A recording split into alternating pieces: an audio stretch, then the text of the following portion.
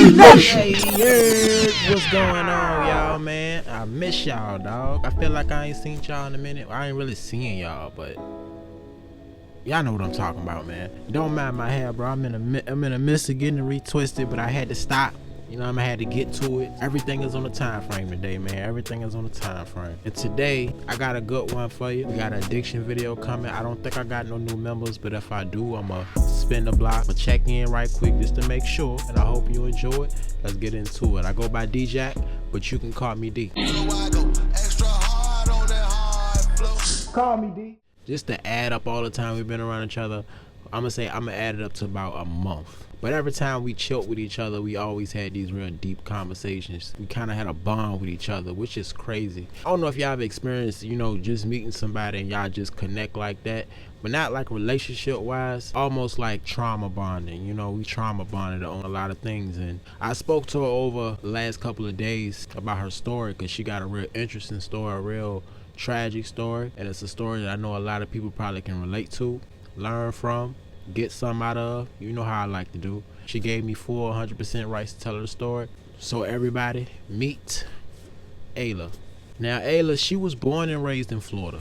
I forgot to ask her what part of Florida. She already told me this before, but I don't remember. She had a happy childhood for the most part, you know, mama and daddy. She ain't had no siblings. Her mom was a nurse and her dad was like a foreman or something, a bricklayer, you know, in the construction department. It was really like they was living the typical American dream as a family. Everything started going downhill is when her dad decided to go outside the marriage, messing with his coworker. I'm thinking, okay, is he gay? When you think construction, foreman, stuff like that, you think men. Not saying women can't do these jobs, but I don't really see women doing these jobs. It was a few women who worked with him, unless it was some type of office type thing.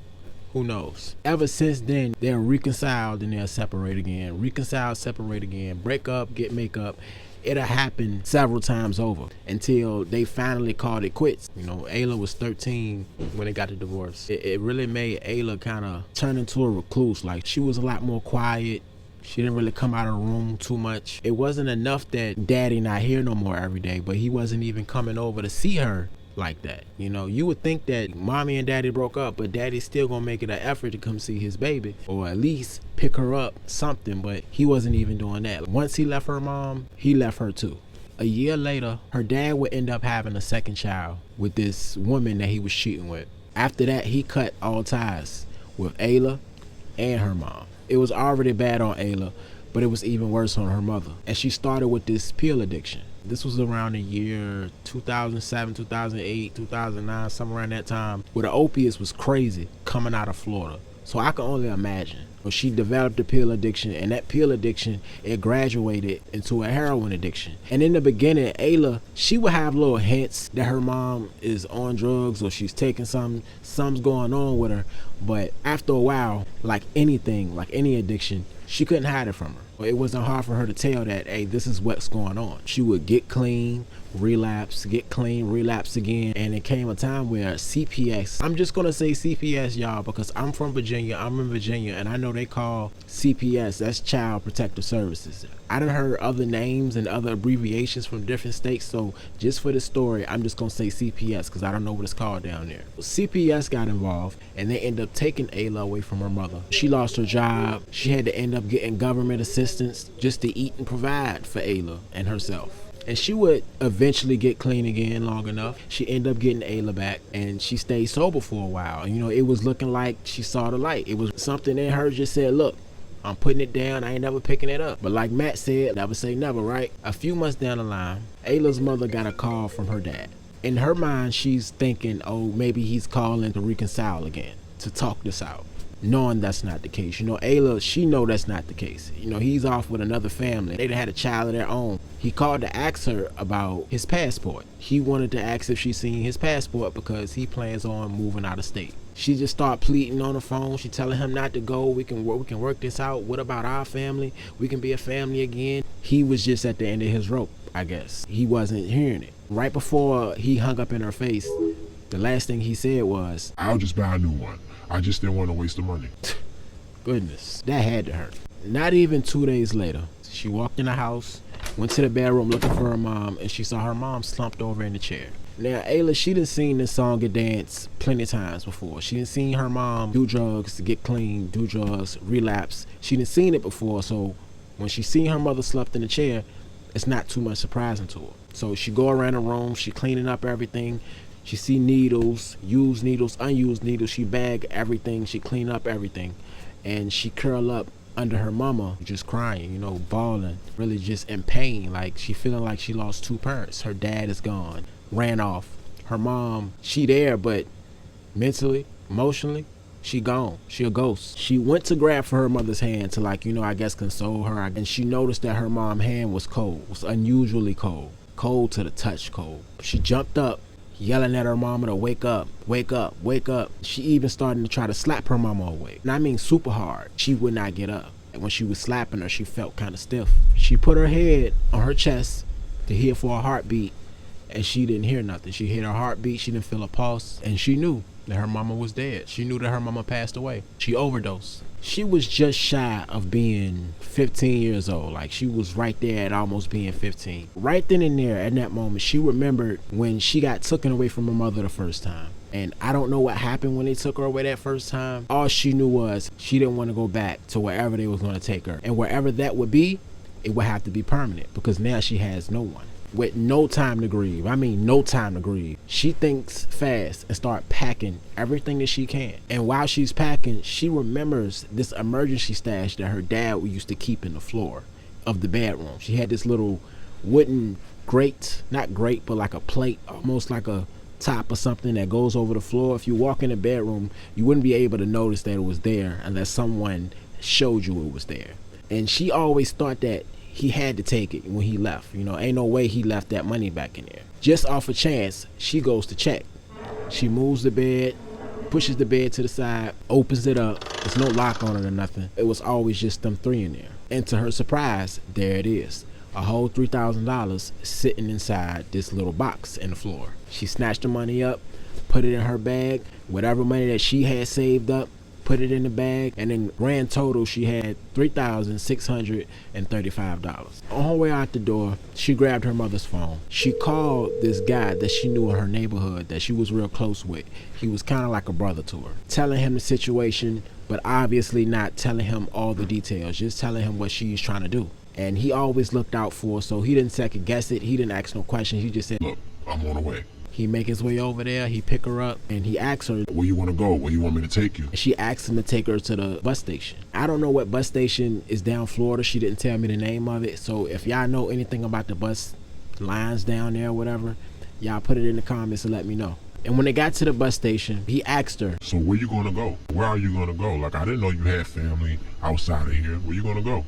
She looking down at her hand, looking at the money. She wanna, for the life of her, feel like this is almost a calling, or this is by faith or by design, that her dad left this money in his floor and she now has the money. I'm going to Virginia. Because last she heard was he relocated to Virginia, so that's where she want to go. I want to go to Virginia to find my dad. He's literally the last person I got left. "What do you mean? What's up with your moms?" She gave him a look and everybody in the neighborhood already knew that she was addicted to drugs at this point. Having a parent like that is almost like having them but not having them. They there, but they not there. When she finally get to Virginia, she ends up in South Richmond, Virginia. The same place that I grew up in, the same place that I was raised in. I was born in Norfolk, but I was raised in Richmond. She ended up on JD. She made her way from JD up to the area where I was staying at the time, in Greenwood. This is around the time I first moved to Greenwood. I don't know if y'all ever gave y'all stories about when I first moved around there. If I didn't, I will. With her being 15, she knew it would be hard finding a place to stay, finding food to eat, finding a bathroom to use the bathroom, take showers. All of that mattered. All of that is essential. She would thug it out for a few weeks. Sleep on park benches, bus stops, abandoned cars. She was just so desperately trying to save money. Anything could happen, so she wanted to make sure that she had something. And with her not having a job, her not knowing nobody, she didn't know how things would end. Now, by this time, she's probably been in Virginia a few weeks. It's getting cold outside. The winter month is starting to come. From the bus trip, eating and all that, this night she takes $25 room, the Richmond Inn, At this time, I'm saying $25 because I'm not knowing how much it cost back then. I know how much it is today, so I'm just going to ballpark it, $25, $35. At the time, she had $2,439 left from the $3,600 she started with. She went to go get a motel for the night. She went to the gas station, got some snacks, some food to heat up some food, something to drink. She walked around the motel for, I'm going to say, a good hour trying to find somebody to help her get a room.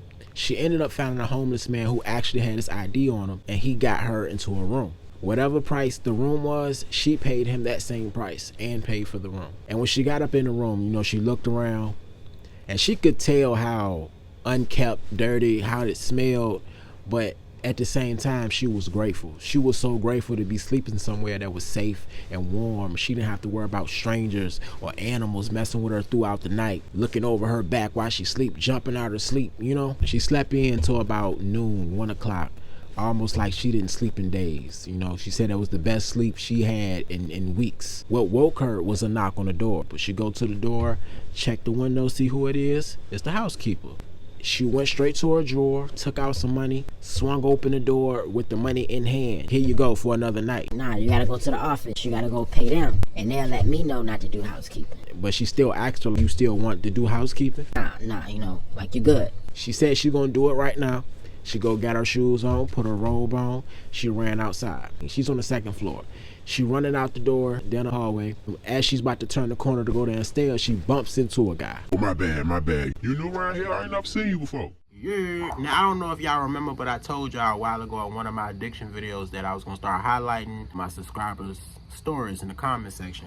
And I've been forgetting to do it every single time. I done made a couple addiction videos since that video, but I just remembered to do this one. So I got some screenshotted already in my photos, and the other ones I will get to. So today we're gonna highlight Mike's story. So everybody say, what up, Mike? And just to give you a short story on this right here, I have never traveled by train or nothing, but I'm gonna give you a little short story on something I did to get my fix. I couldn't find pills all day. So when I finally found some pills and find out where he at, he tell me he's in Creighton Court. Creighton Court in Richmond is all the way across the water, and it's a project. So I said, you know what, F it. I end up finding a ride, I get over there, and when I get there, this ride take about a good 25, 30 minutes to get there. So when I get there, I call him like, hey bro, I'm outside, where you at? He tell me, oh bro, you took too long, man, I'm in Wickham Court now. Now Wickham Court, that's another project, like down the street from Creighton Court. Now, if you driving, it's not gonna take long to get from Creighton Court to Wickham. Maybe a good 7-8 minute drive. But if you're walking, it's gonna be a good 45 minutes. Because my ride told me, look, I can drop you off, but I can't take you back. I said, all right, cool, whatever. So I take the walk. I take this walk to Wickham Court. It's damn near 11 something at night at this point. I get to Wickham. I call him. I'm like, look, bro, I'm outside, bro. Where you at? And don't tell me you not here, bro. Where you at? Yeah, I'm here, bro. I'm still here. I'm about to come out the door. He come out the door. I'm like, I don't see you. So I look behind me. I see him coming out the door. He walking up to me. I'm like, all right, what's up? Where they at? Yeah, bro, we got to go get them Jones, though. We got to go get them. Come on, bro. You got a car? Yeah. His car, bro, whole time he driving. So I'm like, bro, you couldn't have just came to me, bro. Nothing. Like, you could have just came to me. You know what? Let's just go. So we get in the car. And I asked him where we going. He tell me we going to Hillside Court. Hillside Court is another project, but it's on the south side of the city, where I just came from. Bro, you could have just told me to meet you in Hillside. Why? Nah, bro, I had the pills on me. It's just that I sold them jumps for you. Bro, so you sold them knowing I was on the way to come get some. Just, let's go, bro. We get to Hillside, he go in the house. He in the house for 30 minutes. I'm in the middle of these projects, almost midnight at this point. And I'm out here just chilling, sitting up. He finally come out. Yeah, bro, here they go, but it's only 3 on. I'm like, okay. I only want 130 anyway, I just want 1. Nah, cause see, my girl, she want 1 too, and I'm trying to get, I got 2 for myself. Hey, bro. Hey, bro, check me out. Give my pill, bro. Give my pill, bro. What, bro? You gonna really? Bro, give my pill, bro. Stop playing with me, bro. We ain't do all this just for you to tell me I ain't getting my pill. But it was just a testament to why I needed to stop popping pills. You shouldn't want to do all of that for one pill, for $30 for one pill, bro. That's not a lifestyle y'all want to live, bro. Real talk. So shout out to you, Mike. Salute to you, my boy. Now back to the story. Yeah, you know, I'm down here meeting family for the week. That's all. All right, that's cool. Well, look, my name Bird. Nice to meet you. Told him her name. Nice to meet you too. And she go pay her bill. She go down there and pay for 2 nights instead of 1. You know, she done got comfortable this first night. She like, you know what? Fuck it. Go ahead, give me 2 more. And on her way back to the room, she just started thinking to herself, like, in this past one day or one night, I've spent almost $200, you know, almost up to $100 and some $200. She's going to have to do something to make some type of income. She's not going to be able to buy a room every single night and stay sustained with food and everything like that. So she knowing she's going to have some type of income coming in. So she thought about the guy she just bumped into, and she tell herself, like, look, maybe I can find out how to get to a social service building and get some government assistance. So she walk out of her room looking for the guy Bird. She walking down the hallway. She look over the balcony, I'ma say, the railing. And on the first floor, she could see Bird in the parking lot with 2 other guys, like, and they having like a heated argument. They having a nice little powwow. Come on, man. I told y'all 2K. How the hell you gonna bring me 1,500, bro? Man, you know them up can score, man. Hey, Bird. He look up, see her standing right there waving for his attention, and he tell him, like, look, y'all luck I got this beautiful new best friend over here. He go in his backpack, take out 2 little packages, wrap this saran wrap, give it to him. Hey, look, just get me straight on the next one, bro. They dap up, they walk off to the car. So she come down there, she asking Bird, look, I'm trying to get to the social service building. Can you help me out? Got some directions, whatever, can you take me? So why you trying to go to the social service building? Matter of fact, how old you is? She contemplated online. She wanted to lie and just say, oh, I'm 19, 20, but she knew that wasn't gonna make shit better. So she told him the truth. She said, look, I'm 15 years old. 15? Shawty, I thought you was at least 19, 20, at least. She rolled her eyes. You gonna help me or what? I don't mean to ruin your little trip that you got planned, but you only 15. Whatever you running from, it's gonna catch up to you if you go down there. Matter of fact, what about a learner's permit? You can get you a job or something. A learner's permit? She was like, what the hell is that? Like, what is a learner's permit? Like, she don't really got knowledge of a lot of shit that's going on. She only 15 and she didn't really have people around showing her this shit at these ages. Damn, girl, so you really been out here thugging, huh? And then she asked him, you know a dude named Leo? Leo? No, I don't know Leo. Like, who he is to you? That's my dad. I came here looking for him. Hold on. So you 15, here by yourself looking for the one man that should be protecting you right now? That's what you telling me? She ended up having a little light argument with him, you know, basically saying, get out my business and I ain't your business, why you worried about it? You know, got real emotional. So he let it go. Well, how about I work for you? Work for me how? Cause look, I don't do no whole business. You can take that up the street. We don't do that around here. She pointed at the guys that had walked away from him about 10 minutes ago. They were still sitting in the car. She pointed at them, basically saying, look, I saw what you gave them. Like, I'm trying to do what they do. He's still not buying what she's selling. Waving her off like, man, cap, you wailing. And then AYLAH, she let him know exactly how much she really know about this shit. Because mind you, her mother was on drugs for a while she was down there. So she's seen guys coming and going, giving them a rundown of what this is, or what that's called, or how much this way, or how much you get for this. Because she sat in the living room hearing her mother buying this shit. Sat in the living room hearing her mother negotiate shit with these dealers. I swear, girl, if your ass... I want what? What, 15? And you'll do what? Niggas, we gonna work or what? He stared at her for a little bit, ultimately agreeing. So they went back to her room. When they get back to the room, he laid down a bunch of ground rules for her. Like, all right, look, this how this shit gonna go. After he gave her the rules, he took out an ounce of hard and a QP of weed. You know how to handle that? Guess we're gonna have to find out, huh? There it was. AYLAH was doing so good for herself. And mind you, she was very good at saving money. And she was damn near natural trapping out here with them. He wasn't just him and these 2 guys. He had like a whole little crew, a whole little gang out here. And she was the only girl trapping with them. Any other girls that was around, they was either messing with the dude, or they was coming to buy something, or they was a prostitute. But she was strictly out there trapping for herself. She would kick up the money, but she would have her own cut. And eventually, she would save up enough money to get her own apartment. Now, by this time, she was 17. So she still needed some type of an adult to put their name down to get this apartment. Not co-sign, but to like really put their name down as if it's their apartment. So of course, Bird, he obliged, like, yeah, I'll do it. But he has no legal employment. He has no employment on paper that says I work here to get this apartment. You know, it's not back in the 90s where you can buy whatever the hell you wanted with cash, straight cash. He called his sister. Now, Bird had a sister named Shelly. Shelly came down, helped her out with the apartment, got her apartment like that, had a credit score of 720. And she ended up getting an apartment right down the street from the motel that she was living in for the past 2 years. 2 years and some change, I think. 2 years, some change. And it was some apartments called Buffon Oaks. And these apartments were literally right across from me. You know, I was in Greenwood, she's in Buffon Oaks, probably a block down. And it was a good area, you know, full of nice families, old folks. She'll come out on her stoop some days and just look at all the other families playing around with their kids and their cousins. And she'll just remember her family back home. Like, damn, like that's how we used to be. The day she actually got in her apartment, Bird's sister Shelly come over, and she comes over to lay down the law and let her know exactly how this shit finna be. And this is what she said. My brother, he may got all the bread, but I got all the brains. If you gonna be out here doing what you're doing, you gotta have a reason why you doing it. Alright?